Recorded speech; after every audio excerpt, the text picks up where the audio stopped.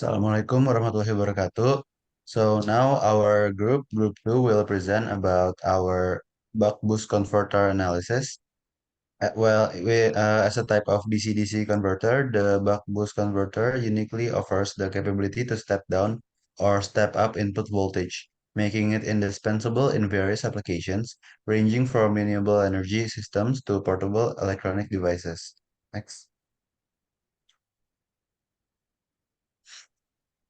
So our group consists of 4 members, which is me, Alvin Muliawan, dan Vieri Abdi, Fatimah Naya R, and Sayyidah Rozanah. Next. So in this PowerPoint, there are mainly 6 table of contents. The first is background, objectives, theory, design configuration, simulation result, and conclusion. Next. So in the evolving landscape of power electronics, the need for efficient and reliable voltage regulation is paramount. This is particularly evident in systems that require a stable power supply despite fluctuating input sources or variable load conditions. The buck-boost converter emerges as a critical component in addressing these challenges. As a type of DC-DC converter, it uniquely offers the capability to step down or step up input voltage, making it indispensable in various applications ranging from renewable energy systems to portable electronic devices.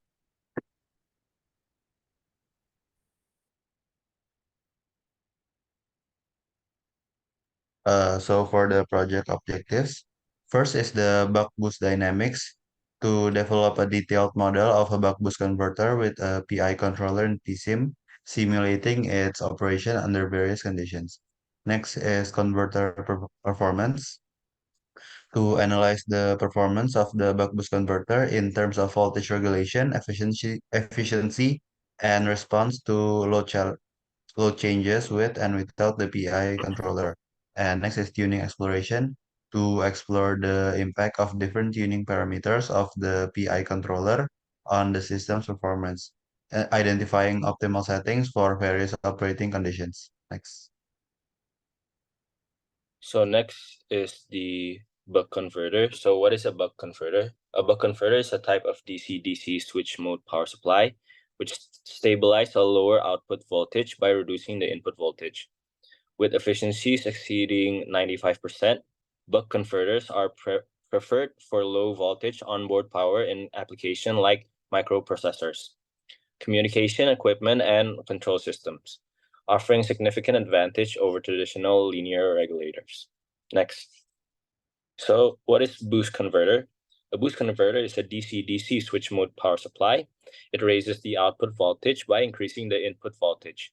Using components like inductors, diodes, capacitors, and power switches, its circuit arranges differs from a buck converter. By adjusting the pulse width modulation signal, the output voltage is set equal to or greater than the input. Boost converters are employed in battery operated electronics, enabling them to power circuits with higher voltage requirements, such as 5 voltage circuits powered by 3 voltage batteries. Next. So, what is buck boost converter? Buck boost converters offer regulated DC output from variable voltage sources, handling both higher and lower voltages. Despite versatile applications, their circuits may be larger than their counterparts, and some designs have negative output voltage. Costlier components are needed due to high input currents and extreme voltages. For instance, they find use in high power LED, adapting lead acid batteries with a 9 until 14 volt range to meet a constant 12 voltage demand. Next. Next is the difference between the converters. So distinguishing the 3 types, a buck converter decreases voltage, a boost converter increases it, and a buck boost converter can perform both functions. Buck and boost converters maintain fixed output polarity, while buck boost converter can yield positive or negative output voltages. Component-wise, buck converters use an inductor, capacitor, and switch. Boost converter utilize an inductor, inductor, diode and switch, and buck-boost converters incorporate elements from both, often featuring an inductor, capacitor, diode, and two switches. Next. And for the next is the PI controller. So the proportional integral or the PI controllers, also known as the proportional plus integral controllers, combine integral and proportional control actions for more effective control. The PI controller integrates the control actions of both proportional and integral controllers, overcoming their individual limitations. And the system block diagram of our PI controller is depicted in the image below. Next. And the formulas that is used in the simulation is the first, the buck boost. It uses the formula V out equal to D per 1 minus D multiply with V input. For the duty cycle, we use the D equal to T on per T. And for the PI controller, V comp equal to V ref minus V output per KI plus KP and multiply with the VO minus VREF per TS. Next. And next is for the design configuration. For this buck-boost converter, we use the V input equal to 48 volt. The MOSFET threshold voltage is 0.7 volt. The diode threshold voltage is 0.7 volt. The RL is 100 UH and the RC is 120 micro F, and the resistance is the 1.44 ohm, and the voltage gain is 1.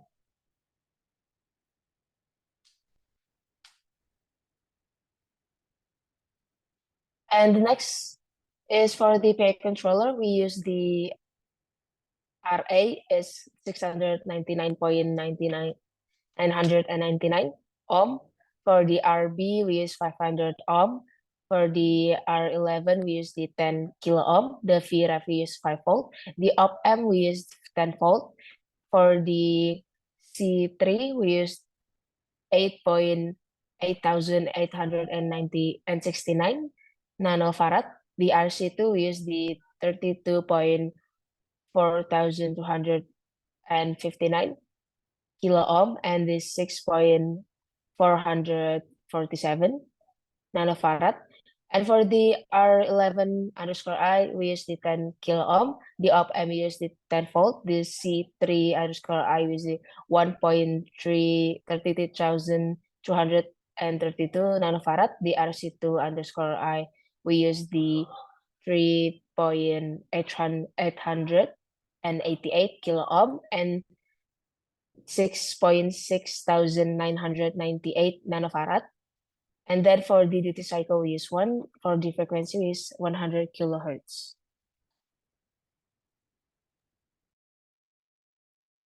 Okay, next I'm going to explain the simulation result where we get the result from changing the parameters that my friend previously explained.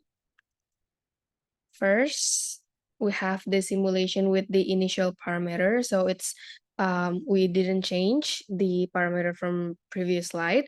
We can see that it produces a stable output voltage at 12 V. And then here we do a simulation with 10 times higher input voltage or 480 volts and same circuit parameter. It can be seen that as we increases the input voltage, the value of the output voltage is still at 12 volt. However, the value becomes unstable and forms ripples. Next is simulation with 480 volts input voltage and 200 micro H inductor and 500 micro F capacitor. It can be seen that when the voltage input is increased to 10, we need to increase the value of the inductor and capacitor to eliminate the ripples in the output. In the simulation, we set the inductor as 200 micro H and the capacitor as 500 micro F and achieve this result.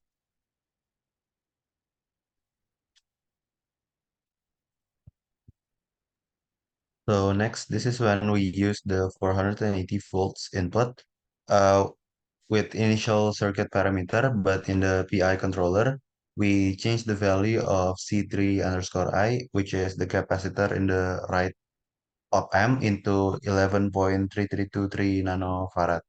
So we can see that although the graph is not perfectly smooth, it is still much better compared to when we do not change any of the parameter when we use the 480 volt input. Next. Okay, so this is when we use the initial circuit parameter, but we use 10 times smaller input, which is 4.8 volt.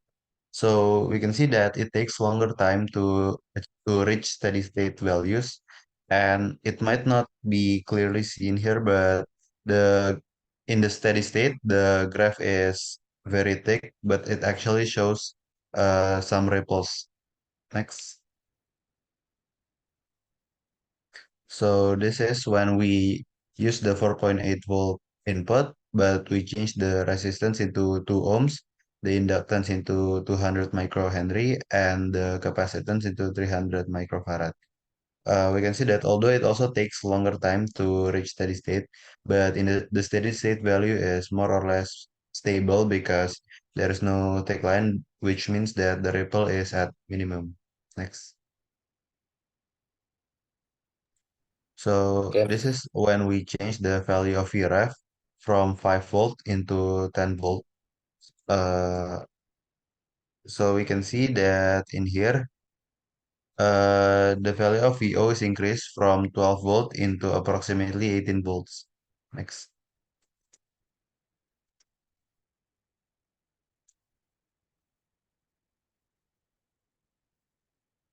Okay, next is where we change the value of the voltage reference from 5 volt to 2.5 volt. So as you can see, the VO is increased from the input, which is 12 and approximately 12 volt into approximately 6.02 volt.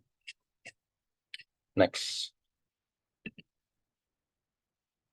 So here we change the value of the V input that initially was 48 voltage into 4.8 voltage. So as you can see, the value of the V out shown is similar to its V ref.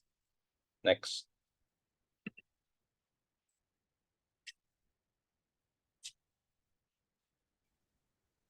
Next, for this simulation, we change the value of the input that is initially 48 volt into 480 volt. And we can see right here as the effective profile resulting, the value of the out shown is about twice than when it is 4.8 volt. Next. And then next, for this simulation, we change the value of the controller, which C3 underscore I and the RC2 underscore I, that is initially 1.3332 microfarad at nano 6.6 thousand and 6.99,978 nano and 3.8 thousand 847K into 13 nano, 66 nano, and 38K. And as the result, you can see from the graph that the value of the out shown is having many ripples than it is before. Next. And then for this simulation, we change the value of the C3 and RC2 that initially 8,869 and 6,474 N and 32,4,259K into 88 N, 64 N, and 324K. And as a result, from the graph, you can see that the value of the outshone is having a similar result with when the value is not changed.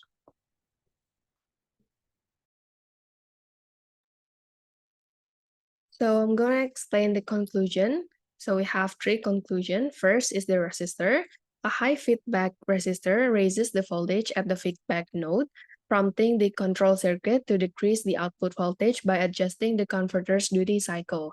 Conversely, a low feedback resistor lowers the voltage at the feedback node, signaling the control circuit to increase the duty cycle and raise the output voltage. The resistor value provides feedback to the controller, guiding it in making corrective adjustment. Next, capacitor. It serves to reduce input voltage ripple and provides a reservoir of energy to supply the converter during high load periods. The value of the input capacitor affects the input voltage ripple and the overall performance of the converter. Next is the PI controller. In a PI controller's op-amps, maintaining equal input voltages at the non-inverting and inverting terminals is crucial for stability. Any voltage difference prompts on the op-amp to generate a significant output, potentially causing distortion and instability in the control system. Lastly, we have suggestions. First, frequency analysis. Perform frequency analysis on your system to understand frequency response and bandwidth. Adjust the PI controller parameters to achieve optimal performance according to the system's requirements. Next is load influence study. Observe how the buck boost converter responds to load variations. Adjust PI parameters to ensure a stable and fast response to changes in load. Lastly, it's not less important, collaboration and feedback. Discuss experiment results with colleagues or mentors, receive feedback, and iterate on the design and PI controller parameters to enhance overall performance. That is all from our group. We hope that what we present to you is useful. Thank you so much for your attention.